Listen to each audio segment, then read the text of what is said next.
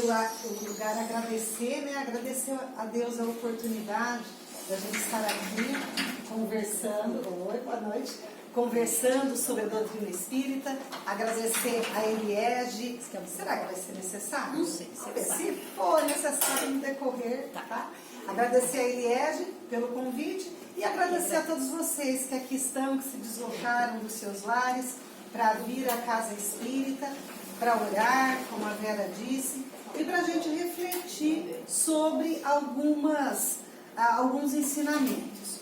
Nós escolhemos para a noite de hoje a parábola do bom samaritano, que é uma parábola, é uma história que é talvez conhecida de todos nós, não é?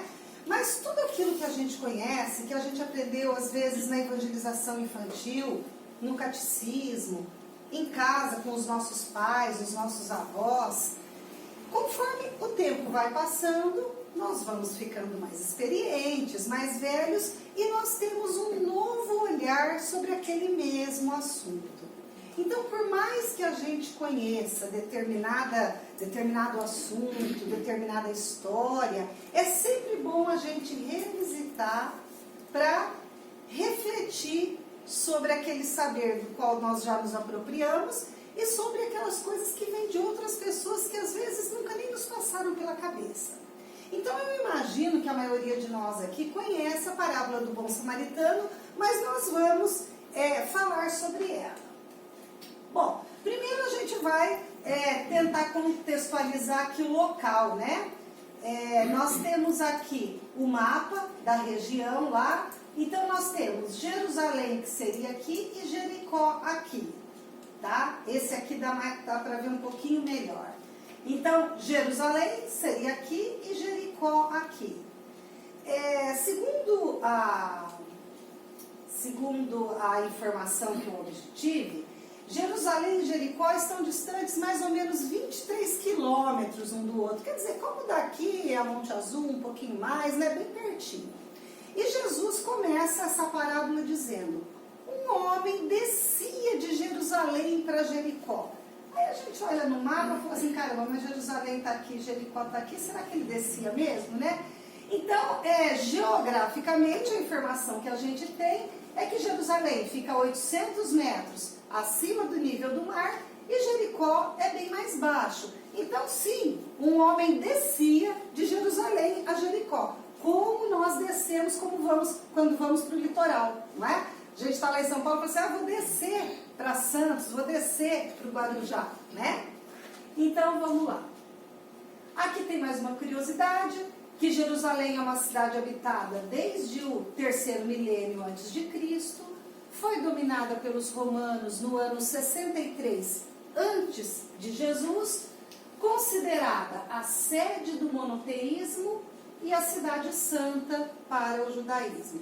Sede do monoteísmo porque ali, naquela região, já bem antes de Jesus se trazia a ideia do Deus único, não é? Em contraposição aos diversos deuses trazidos por outras doutrinas. E Jericó é uma cidade muito antiga, olha aqui, 9.000 anos antes de Cristo. Para aquelas pessoas que apreciam a Bíblia, ler os relatos históricos do Velho Testamento, vai falar muito de Jericó, tem as muralhas de Jericó. Se a gente buscar lá na internet, nós vamos encontrar uma série de figuras, uma série de histórias de Jericó. E aqui diz o seguinte, que Jericó sempre mereceu atenção porque é um lugar muito bonito. Tem oásis, fontes medicinais, palácios, um aqueduto cercado por palmeiras. E, naquela época, a rota de Jerusalém para Jericó se caracterizava pela movimentação comercial. Se a gente voltar lá na época de Jesus, a gente vai lembrar o seguinte: não existia veículos como existe hoje, não é? As somas não eram guardadas em banco, como são hoje. Então, os mercadores andavam a pé na estrada. E, naquela época, assim como hoje, de uma maneira um pouco diferente, existiam também aqueles salteadores, ladrões, e algumas pessoas eram atacadas porque era ali uma rota comercial. A pessoa saía de Jerusalém e ia para Jericó, ou vice-versa, por causa do comércio. Continuando. Aí nós vamos começar a parar. Conta-se que um doutor da lei perguntou para Jesus: Mestre, o que preciso para entrar no reino dos céus? E Jesus lhe respondeu: ama a Deus e a teu próximo como a ti mesmo.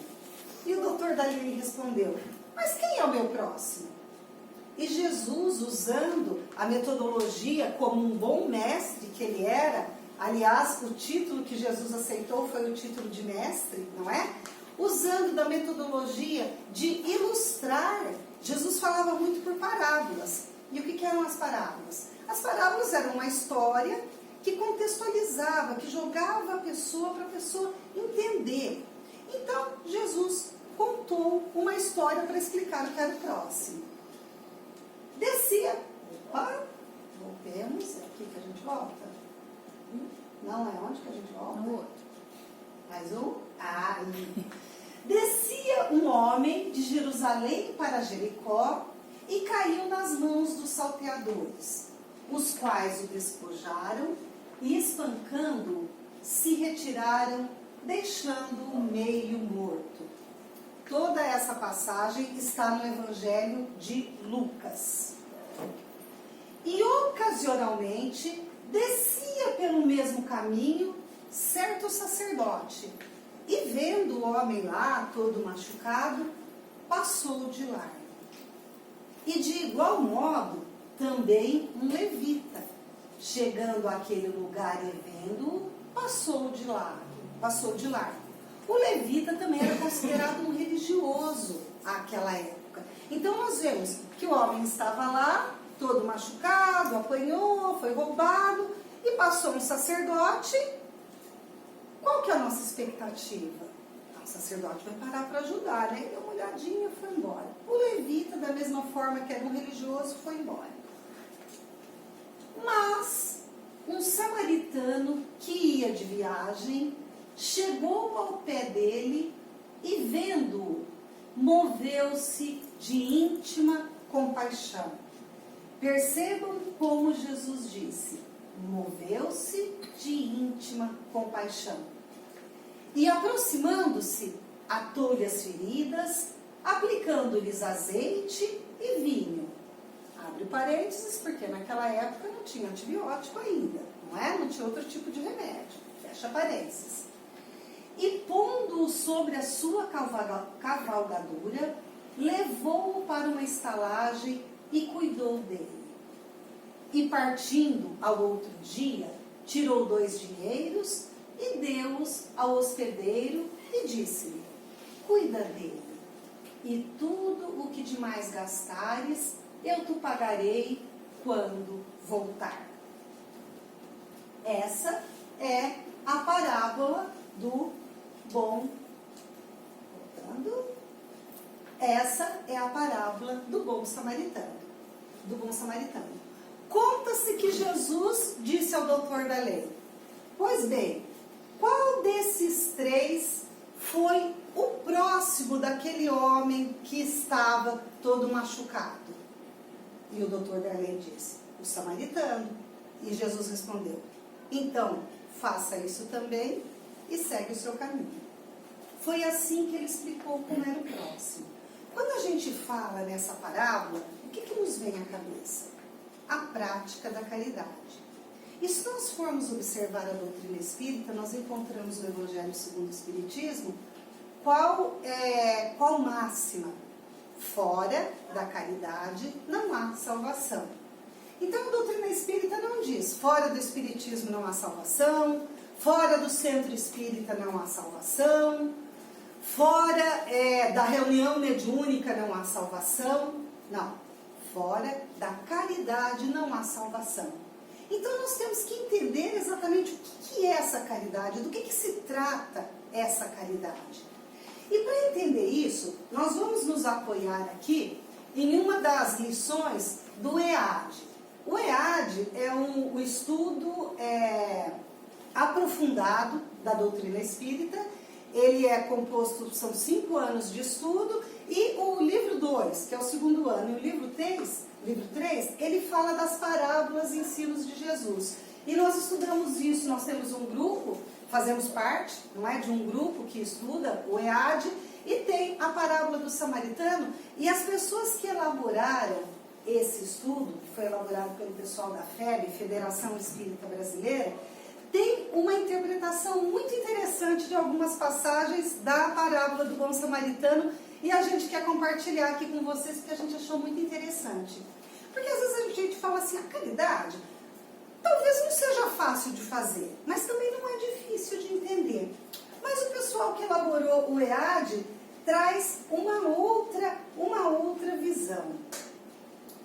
Quando ele fala que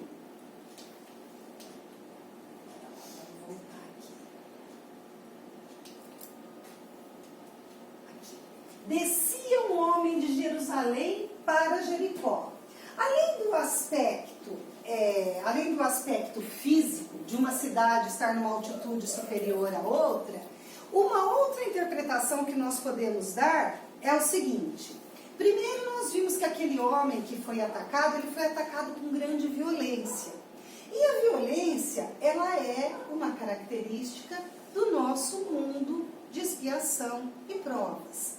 Entre nós, encarnados aqui nesse planeta, temos espíritos de diversas tendências, não é? Estamos todos mais ou menos no mesmo nível, mas alguns são mais belicosos, mais violentos do que outros, não é verdade? Acontece, não acontece? A gente vê, nós ainda não estamos naquela coisa assim, não, tá todo mundo tranquilo, tá todo mundo bem. Quando alguém fecha a gente no trânsito, a gente não fica nervoso, a gente não fica bravo com ninguém, nada disso, né? Nós ainda oscilamos muito, né? Aqueles de nós que nos empenhamos em buscar o equilíbrio, a gente às vezes consegue muitas coisas boas. Às vezes nós damos aquela oscilada. E é exatamente dessa oscilada que essa lição do EAD diz. Quando diz que um homem descia de Jerusalém para Jericó, pelo fato de Jerusalém ser uma cidade que teoricamente seria mais espiritualizada, isso pode significar de uma maneira figurada quando o nosso padrão vibratório cai. Quando o nosso padrão vibratório cai, nós ficamos meio imprevisíveis, nós não conseguimos nos controlar. Então a gente diz assim, eu perdi a paciência. Na verdade a gente não perdeu, né? Na verdade não tem. Aí a gente não perde o que a gente não tem. Nós não temos ainda aquela paciência, então de vez em quando a gente perde a compostura e fala algumas coisas inadequadas e exagera em algumas reações são inadequadas para o fato, desproporcionais. Então, na tentativa de retirar o espírito da letra, entendemos que a descida de Jerusalém para Jericó pode ser analisada como a queda do padrão vibratório a qual todos nós estamos sujeitos, porque somos espíritos imperfeitos num mundo de expiação e provas.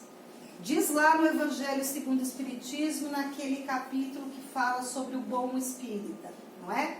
Reconhece-se o verdadeiro espírita pela sua transformação moral e pelo esforço que faz para dominar as suas más inclinações. Portanto, ser espírita ou ser habitante desse mundo de expiação e provas onde estamos, não quer dizer que somos perfeitos. Então nós temos que nos esforçar para dominar as nossas más inclinações.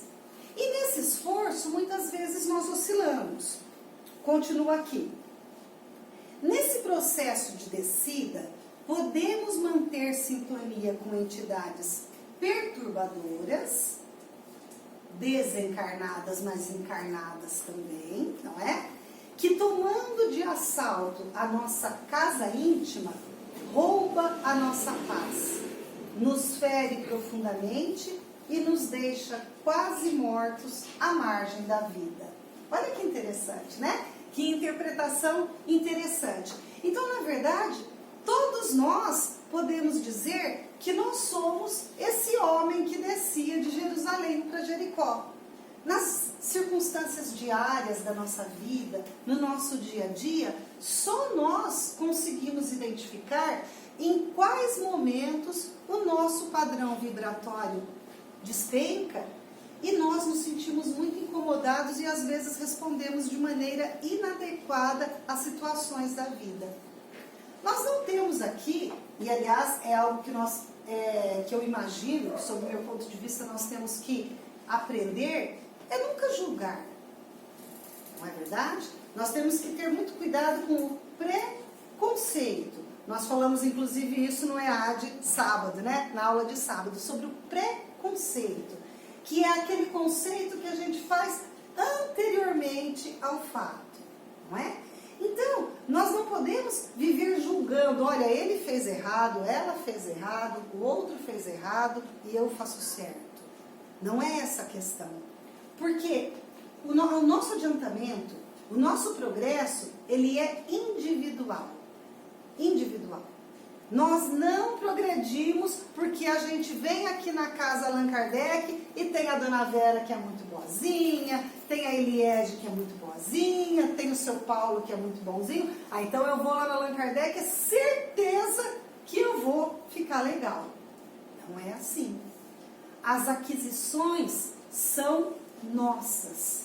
E o progresso, o adiantamento que a gente vai conseguir também é nosso. Não é verdade? A gente precisa de bons exemplos, é bem verdade. Continuando. E ocasionalmente, descia pelo mesmo caminho um sacerdote, vendo, passou de largo. E o levita, que também vendo, passou de largo. Diz aqui a apostila do EAD. Quando foi usada essa expressão, que o sacerdote e o levita viu, eles interpretam esse verbo, essa ação de ver, como mera observação superficial. Quantas coisas ao longo da vida da gente a gente vê, não é? Jesus já dizia, né, que enxerga quem tem olhos de ver, né? Quantas coisas a gente só vê, mas na verdade a gente não se envolve. Eu estou vendo, o moço está meio caído, estou vendo, eu vi. Mas isso não pressupõe uma ação, não é? Então, ver e passar de largo, a última expressão ali, significa também, pode significar uma ociosidade mental. Uma postura de quem está acostumado a olhar, a até reconhecer os problemas, mas a nunca fazer nada pelo outro. Quando nós nunca fazemos nada pelo outro, quando nós olhamos as circunstâncias da nossa vida, e a gente traz lá da época de Jesus para 24 de outubro de 2019, quando nas situações da nossa vida, da nossa família, do nosso trabalho, da casa espírita que a gente frequenta, ou outro grupo ao qual a gente está pertencendo hoje, quando nós vemos as circunstâncias e absolutamente a gente diz, eu não tenho nada a ver com isso. Eu não tenho nada a ver com isso. O pessoal está passando fome, eu não tenho nada a ver com isso. Eu não estou fazendo nada de mal, não é? Então, quando nós nos ficamos à margem, nós estamos passando de largo. Nós estamos deixando acontecer e dizendo assim, olha, problema dele. O que é uma questão muito interessante, porque nós estamos deixando o nosso egoísmo falar mais alto. Não, quando eu digo não é problema meu, eu estou dizendo, olha, eu não vou fazer nada para isso. Quando o problema for meu, eu vou me preocupar. E aí nós temos que o egoísmo e o orgulho são consideradas as duas maiores chagas da humanidade no nosso atual estágio. Nós também encontramos isso na literatura espírita. O orgulho e o egoísmo. Porque o orgulho e o egoísmo faz com que eu pense apenas em mim e nos meus. Faz com que eu me interesse de uma maneira muito pequena somente pelas coisas que me dizem respeito. E está na contramão de tudo, está na contramão da solidariedade, está na contramão da oração de Francisco de Assis: Senhor, faz de mim um instrumento da tua paz. Ué, para que ser instrumento da paz se eu não estou a fim de ajudar ninguém, nada? Não é? Então nós resumimos muito a nossa vida à medida que nós só olhamos para os nossos interesses. E Jesus estava dizendo ali, olha, os homens que representavam Deus naquele momento, o sacerdote, o levita, ou seja lá quem for, esses não deram a mínima. Querendo dizer o seguinte: o que são os títulos? O que são os títulos se nós agimos de uma maneira completamente oposta? Então não importa que eu seja um dirigente espírita, um dirigente católico, que eu seja o cargo que eu ocupo. O que importa, na verdade, é o que eu estou fazendo daqui. Continuando.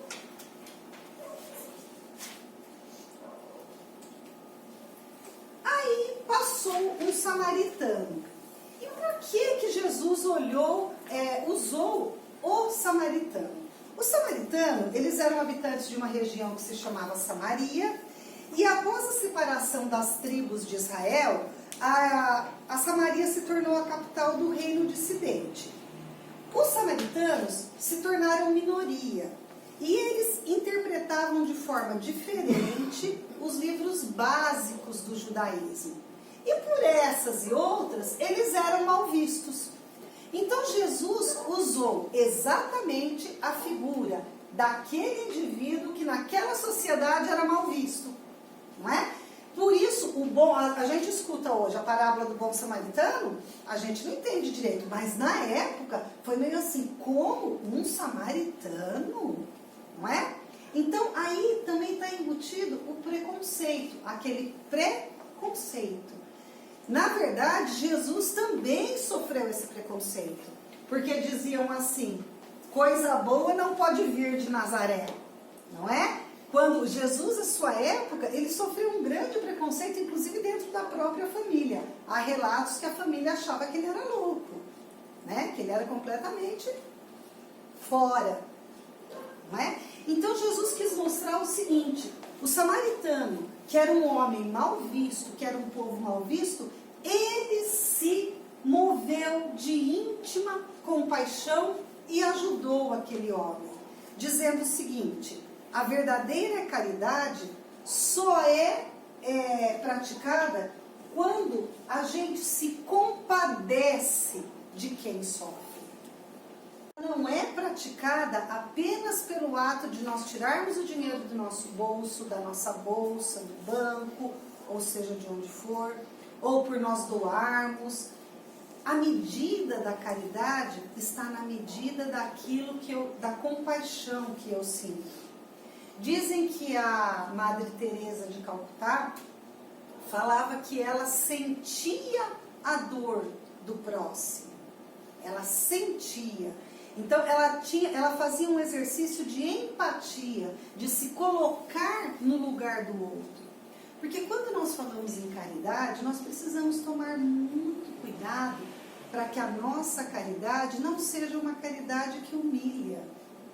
Para que a nossa caridade não seja aquela caridade que diz assim: olha, eu estou ajudando porque eu sou muito boa, porque eu sou uma pessoa santa, não é?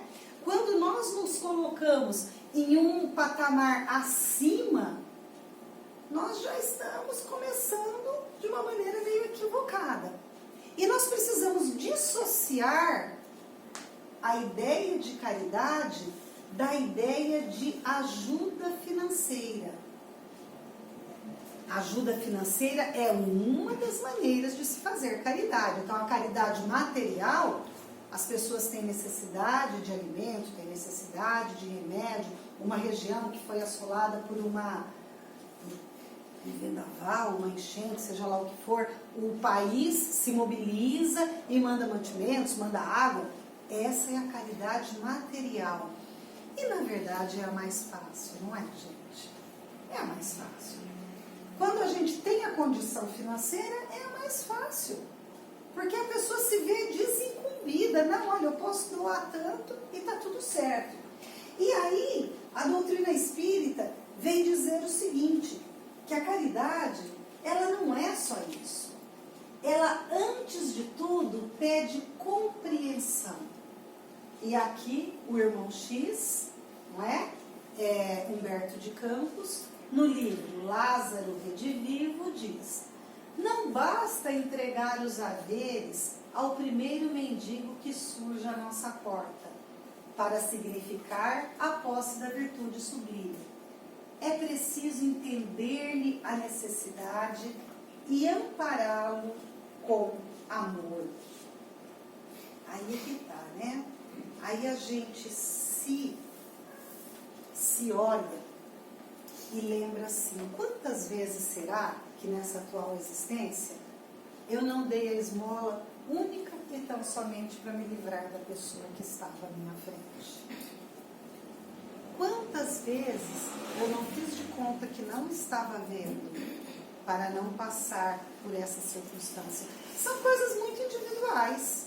Cada um de nós tem que fazer a nossa reflexão. E aqui nós temos o seguinte: a parábola do bom samaritano, ela não considera a caridade apenas como uma das condições para a salvação, mas como a única condição. Porque a caridade tem aquele aspecto mais amplo que a gente falou. Desembaraçar-se dos aflitos, oferecendo-lhes o supérfluo, é livrar-se dos necessitados, de maneira elegante, com absoluta ausência de iluminação espiritual. A caridade é muito maior que a esmola, ainda do irmão X no Lázaro Redivivo. Então nós precisamos tomar muito cuidado quando nós queremos fazer limpeza em casa, e aí a gente fala assim, estou fazendo caridade. Caridade é limpeza em casa. É porque limpeza em casa é uma coisa. A gente limpa, é legal, nós vamos tirar as coisas, não é? E aí, eventualmente, nós vamos doar. A caridade, ela pressupõe várias coisas. Há bem pouco tempo, eu ouvi três lados, três aspectos da caridade. Um mais comum, que é a caridade material. A outra, a caridade com os nossos irmãos encarnados e desencarnados.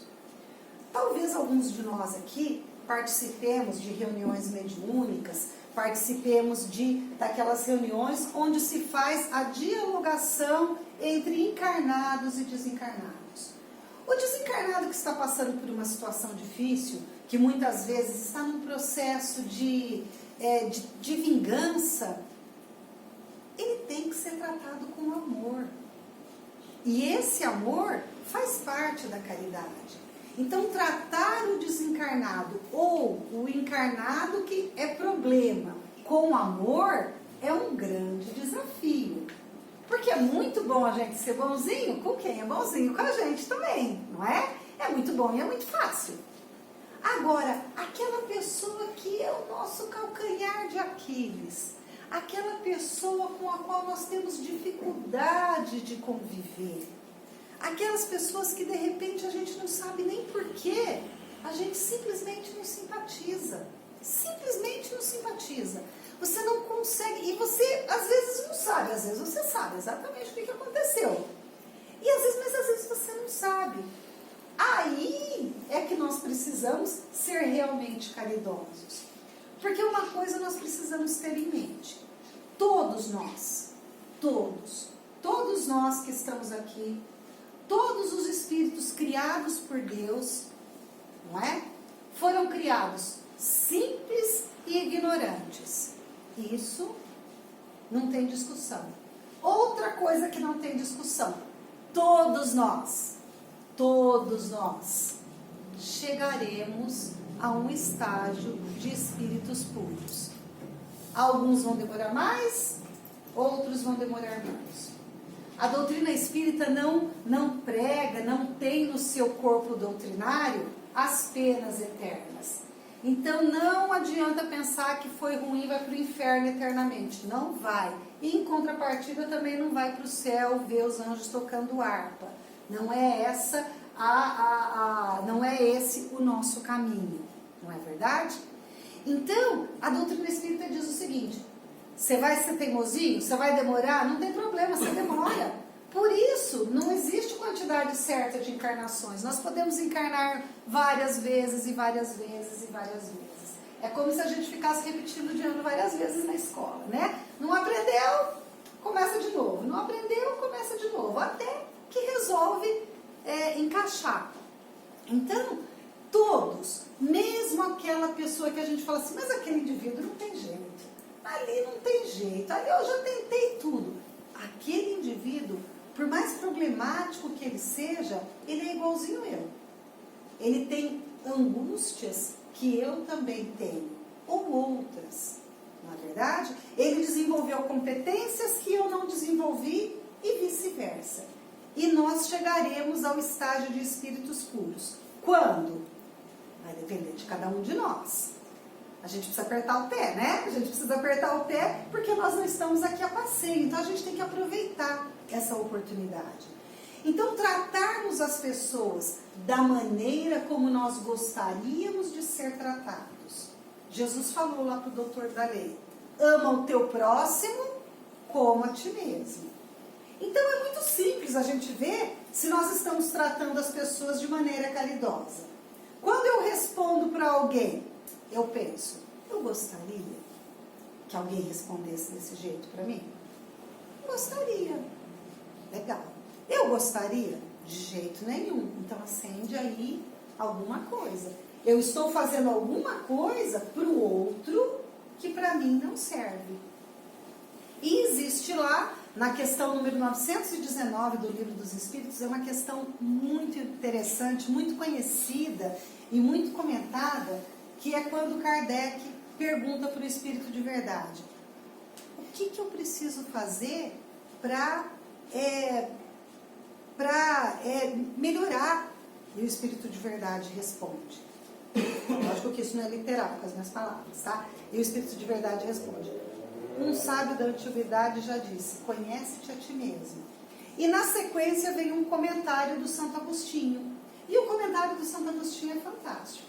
O Santo Agostinho diz mais ou menos o seguinte, também com as minhas palavras: olha, quando eu estava encarnado, todos os dias eu revisitava o meu dia e eu pensava o que eu tinha feito naquele dia que pudesse ter chateado alguém. Eu olhava tudo que eu falei, tudo que eu fiz, onde foi que eu transgredi. Foi assim que eu aprendi a me conhecer. Porque é só assim que a gente vai se conhecer. É só a gente olhando exatamente as nossas atitudes, as nossas reações e pesando e colocando nessa balança: peraí, eu gostaria de ser tratado desse jeito? Eu tomei tal decisão. Essa decisão que eu tomei está assim, respingando para quem? Está sendo bom para quem? Está sendo ruim para quem? Está sendo bom para todo mundo? Parece que foi interessante. Está sendo bom para os outros, está sendo ruim para mim? Tem que repensar. Está sendo bom para mim e ruim para todo mundo? Tem que repensar também. Então, na verdade, a mágica da gente deitar com problema e acordar sem problema não vai acontecer, porque é um processo. Nós estamos aqui encarnados num processo, não é verdade? E todos os dias a gente tem que analisar as nossas atitudes, analisar as nossas palavras, analisar as nossas escolhas, porque tudo nessa nossa vida é uma questão de escolha.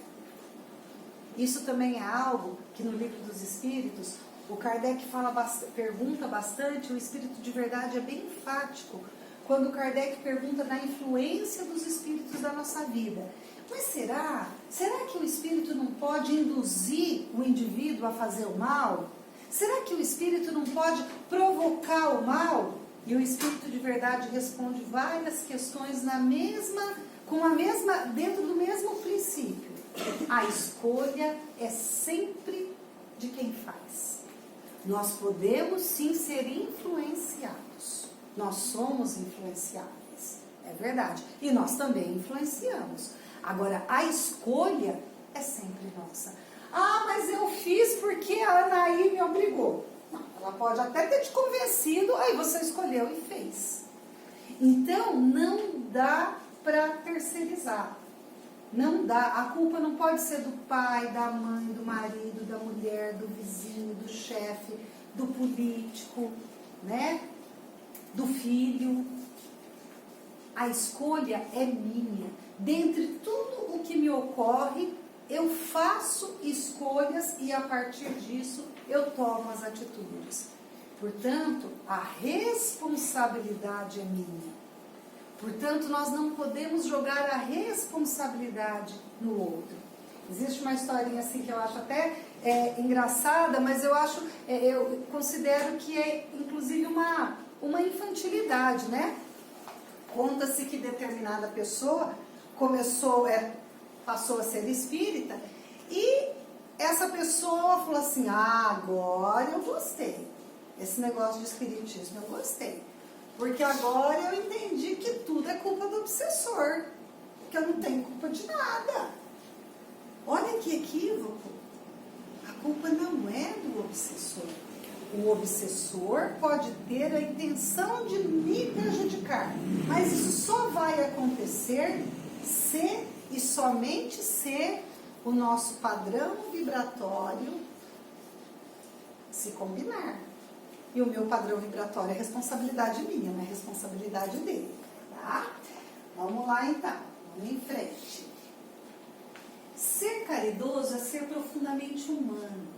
E aquele que nega entendimento ao próximo pode inverter consideráveis fortunas no campo de assistência social. Transformar-se em benfeitor dos famintos. Mas terá que iniciar na primeira oportunidade o aprendizado do amor cristão para ser efetivamente útil. Veja que profundas são essas palavras.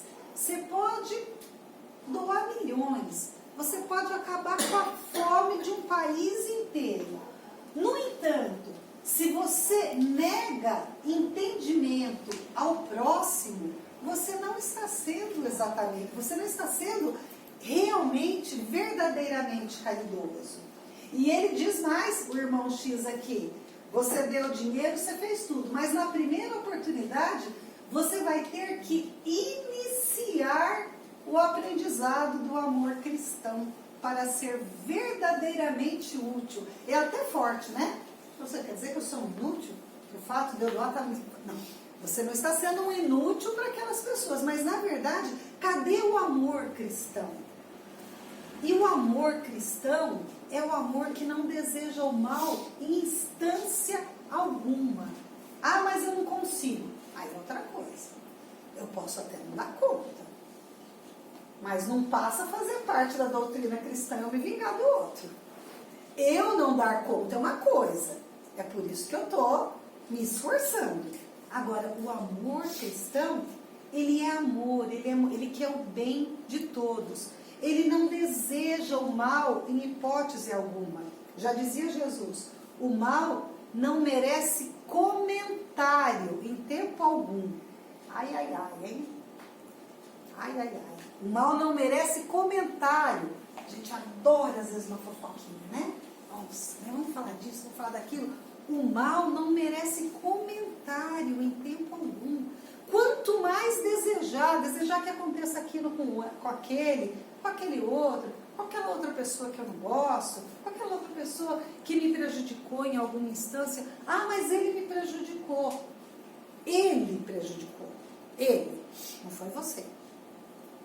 Eu tenho que responder pelas minhas atitudes. O outro. Ah, mas eu vou deixar isso acontecer? Eu não vou desforrar? Aí, se a gente é cristão, a gente vai lembrar de oferecer a outra face. Ah, mas é difícil. Se fosse fácil, a gente não estava no mundo de expiação e provas. A gente já tinha evoluído mais. Não é verdade? A gente pode achar todas as desculpas. Ah, mas eu não dou conta. Aí nós caímos naquilo de novo. Realmente, nós não damos conta. Por isso estamos nesse mundo de expiação e provas. E é para dar conta de uma porção de coisa. Quando se fala em perdão, o perdão não é que eu vou livrar o outro, eu estou te perdoando, então eu te libero desse compromisso. O perdão faz bem para quem perdoa, porque eu me livro daquilo que está me magoando. O outro vai ter que ressarcir o que ele fez de errado. Assim como eu vou ter que ressarcir o que eu fiz de errado, mesmo que o outro me perdoe. Não é? Porque a cada um segundo as suas obras. É causa e efeito. Não é castigo, não é pena.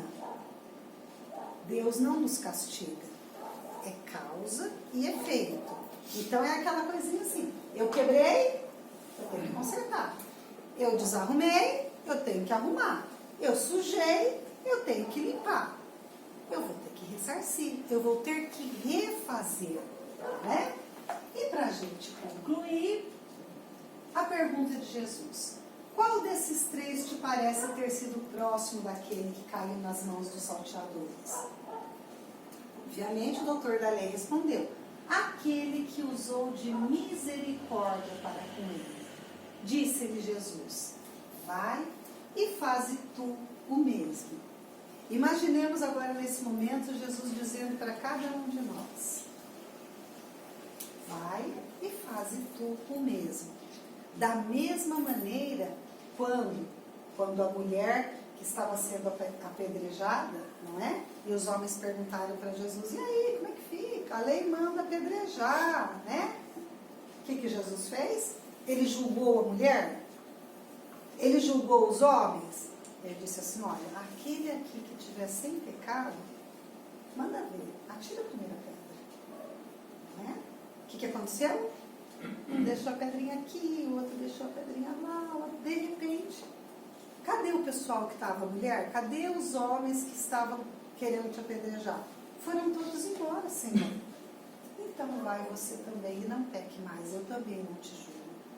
Então que essas palavras do Mestre sejam um norteador em nossas vidas, né?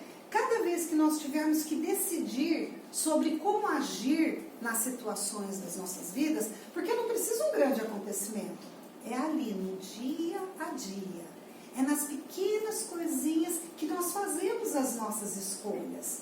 Às vezes nós nos equivocamos pensando que a nossa vida, que vai precisar acontecer um fato extraordinário e a partir daquele dia eu vou ser angelical. É um engano. A nossa vida é constituída de cada momento, de cada segundo após segundo. O que eu escolho, a minha opção naquele momento vai determinar o momento seguinte. Então que em cada momento a gente se lembre das palavras de Jesus, né? E quando nós pensarmos, refletirmos se somos ou não somos caridosos, se agimos de maneira caridosa, de maneira adequada, vamos lembrar sempre das palavras de Jesus e quem sabe a gente não consegue ser aquela pessoa que usa de misericórdia para com todas as pessoas, tá bom? Era isso que a gente havia preparado, tá? Muito obrigada, gente.